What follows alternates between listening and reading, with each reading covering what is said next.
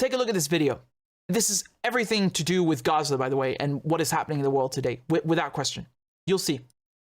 In modern Jewish history, and it begins with 3 words. Dear Lord Rothschild.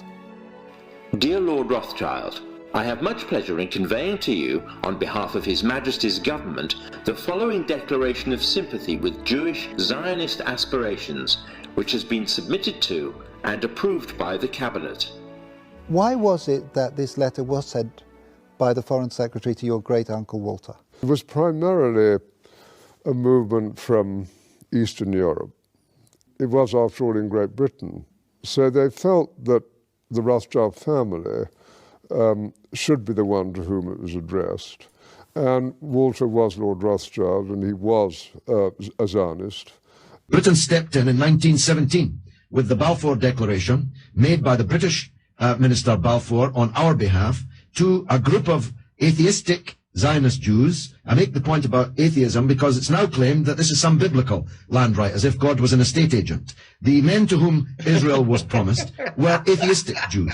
They were not only not speaking for all Jews, they represented at that time in 1917 a tiny proportion of the world's Jews. So Walter received the Balfour Declaration, and I have a copy here, and I wonder if I could possibly ask you to read it for us. Yes, indeed. Yeah.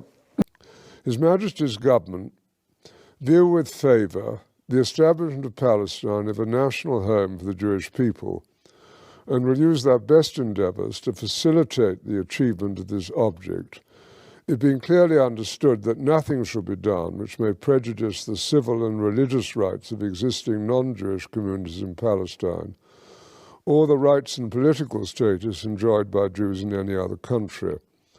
I should be grateful if you would bring this declaration to the knowledge of the Zionist Federation. Yours, Arthur Balfour. England gave that land, someone else's land, to the Zionists to start a country. They had no right to give that land to the Zionists to start a country, but they did it. And here it is, the Balfour Declaration. And in the end, it comes out as a rather compromising letter. I mean, the essential point is there for the Jewish community to fasten on to. You have the first bit, which promises a national home rather than the national home. And then you have the bit that nothing that's to be done should in any way harm the Arab community.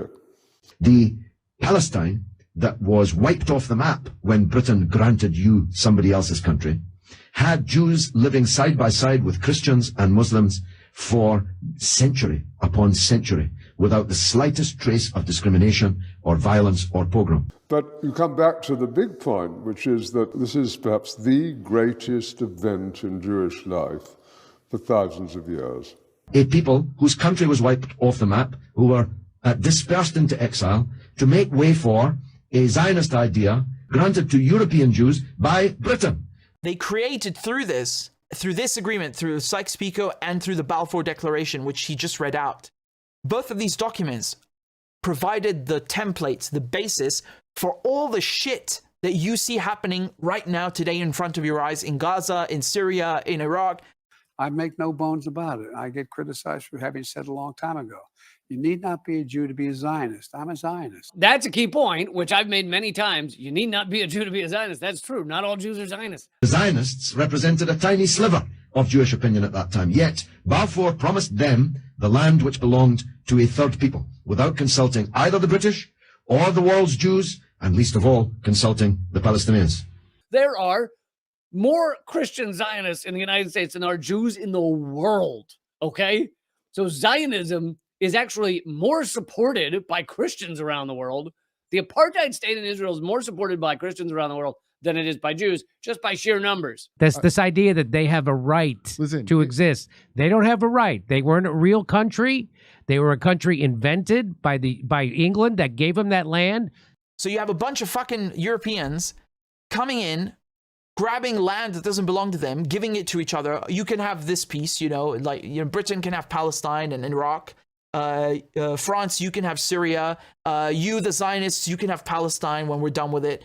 But what right did Britain have to grant you somebody else's country? Well, Britain, you could say say they didn't have a right, but they came in and dealt with us and with Jews having lost all these lives. And they Well, you could say they didn't have a right, but they did it.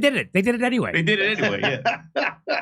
It's just a bunch of theft. It's highway robbery in broad daylight. It's just theft, stealing, thieving, fucking bullshit. That's it. Theft. And as you have singularly failed, 4 times I asked you, to acknowledge that Britain had no right to give away somebody else's country, one country giving to a second people, the land that actually belonged to a third people. This is all because of the Rothschilds, the Zionist movement, the British government, and the French government. Do you understand this? You have to understand this. Without this, you'll never understand the Middle East.